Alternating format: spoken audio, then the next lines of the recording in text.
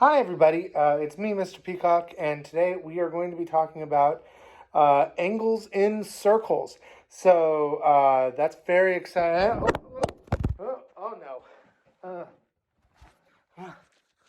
Oh, that is not good.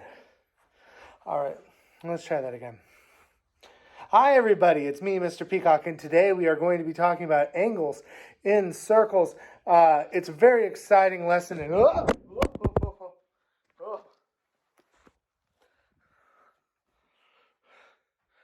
try that again. Hi, everybody. It's me, Mr. Peacock, and today we're going to be talking about angles in circles. Oh, that is not good. All right, let's try that again. Hi, everybody. It's me, Mr. Peacock, and today we are going to be talking about angles in circles. It's a very exciting lesson. And oh, I see. I'm stuck in a loop, like a circle. I'm so funny. This is geometry. So let's start talking about angle relationships in circles. So our first thing that we're going to talk about is inscribed angles. But to do that, we need to remind ourselves something from last lesson. In the last lesson, we learned a central angle was equal to the measure of the arc formed by the angle. So for instance, if this central angle was, let's say, 52 degrees, the arc that would be formed would also be 52. But you'll notice this isn't about central angles. It is about inscribed angles. An inscribed angle is an angle whose vertex is on a circle and whose sides contain chords of the circle. The measure of an inscribed angle is half of what we call the intercepted arc. So let's say, for instance, that this was, as we said before, 52 degrees. Whereas a central angle would have been 52 as well. This right here would end up being 52 over 2, or 26 degrees. That's the big rule. All right, so now let's talk about angles formed by a tangent line and a secant. So if a tangent and a secant intersect, then the measure is also half of the arc. It's literally the same basic idea. If I tell you that this is, let's say, okay, that looks like it's probably 130, then this angle right here is going to end up being 130 over 2, or 65 degrees. So that's the idea. It's just half. All right. So far, so good. Now, there are certain times where it's a little more specific. So, for instance, what if we have a semicircle?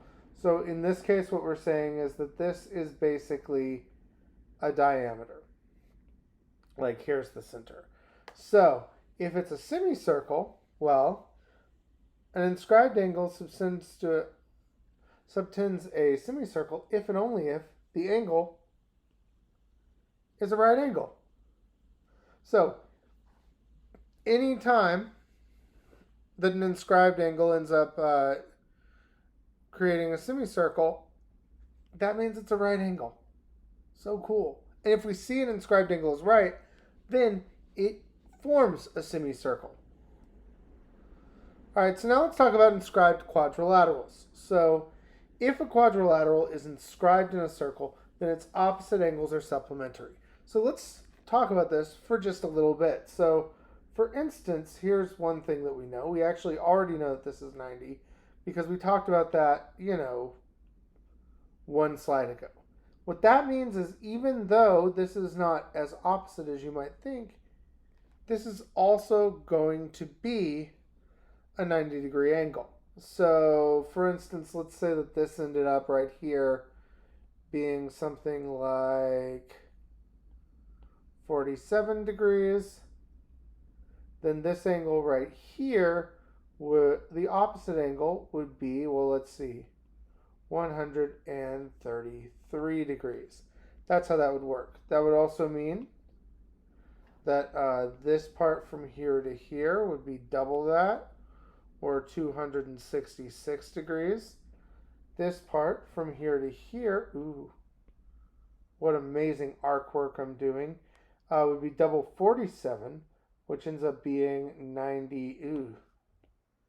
94 degrees. And wait a second, 266 plus 94, that gives us 360. And then obviously the 90-degree angles, each of those are 180, and 180 plus 180 also equals 90. So it all works out. All right, so now that we've talked about inscribed angles, we're now going to talk about some other relationships with lines and circles. So the first one is intersecting chords. So if two secants or chords intersect in the interior of a circle, then the measure of each angle is formed is half the sum of the measures of its intercepted arcs. So for instance, if I was to say this was 32 degrees, and this part right here was 124 degrees. If I wanted to figure out the value of x, what I would do is I would say 32 plus 124, divide that by 2. So let's see, 32 plus 124 is 156 divided by 2. So that is 78 degrees. Right there. 78 degrees. And that's the idea. Alright, so now let's talk about what happens when, instead of it being intersecting secant chords, it's intersecting secants. So, if a tangent and a secant, two tangents or two secants, intersect in the exterior of the circle, then the measure formed is half the difference of the measures of its intercepted arcs. So, for instance, if I once again said, let's say this is 120 and that this is 26. If I wanted to figure out the measure of x, rather than adding them, I do 120 minus 26 over 2. I didn't need to do that. Okay. Alright, so let's see. 120 minus 26, that gets me 94 over 2, which means this angle right here would be 47 degrees. Okay. Alright, so this also works the same if we have a secant and a tangent line like this, or if we end up having two tangents. So to basically conclude everything that we have to talk about, just to make sure all of the topics from today are as clear as possible. If the chords or secants intersect on the inside, then it is half the sum of the two intercepted arcs. If they are on the circle, then it is half the one intercepted arc. And if it is outside the circle, it is half the difference of the intercepted arc. By the way, quick point before I move on.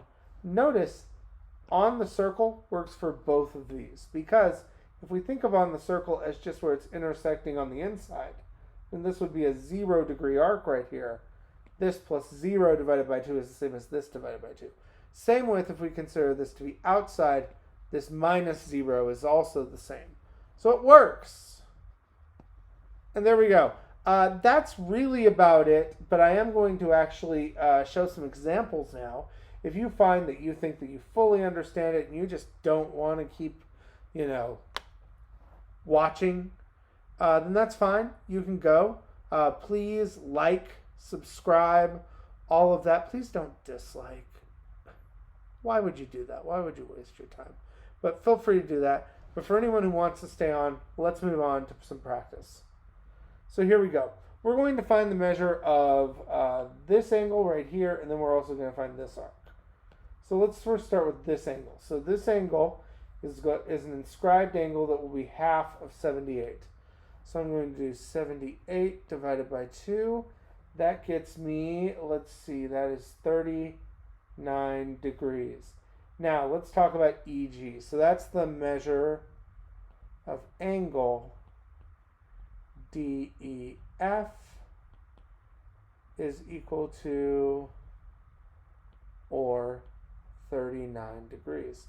Now let's figure out the measure of arc, EG. So now we're finding this part right here. Well, it is going to be 29 times 2, or 58 degrees.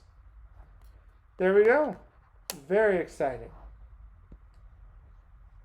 All right, let's look at this one. So this one seems a little bit harder at first. I'm looking and I'm going, oh, how do I know what each of these are? But what I notice as I look at it longer is that this angle has this arc, but so does this angle. So here's the secret. This is half of this arc, and this is half of this arc, which means I don't even need to worry about the half. What really matters is that angle Y and angle W are both inscribed angles for the same arc, which means they're going to be equal. So I put that into my I put that in right here. I go 7y minus 3 equals 4 plus 6y. I'm going to subtract 6y from both sides. And then I'm going to get y minus 3 equals 4. Add 3. Add 3y equals 7.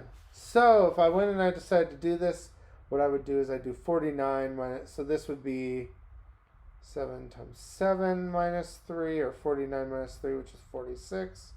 And this one would be 6 times 7, or 42, plus 4, which is also 46 degrees.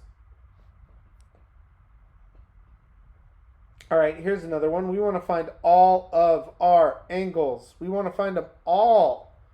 So this is an inscribed, this is a quadrilateral that's fully inscribed.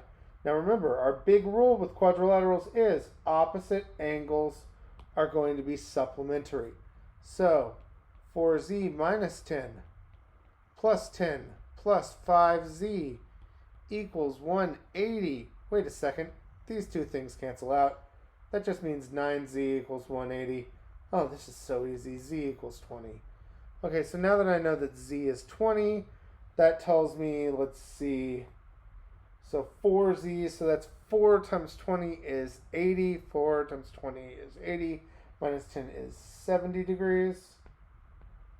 Okay, 10 plus 5z, so 5 times 20 is 100 plus 10, that's 110 degrees. Wait a second, just to double check, 70 plus 110 is 180. Yes, so far so good. We're doing great. Now we are finding B. So that Z is still 20, so that's 120 minus 5. That makes that 115.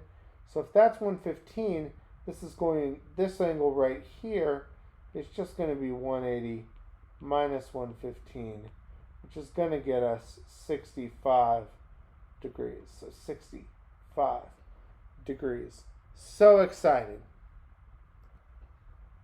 All right, now let's find another one.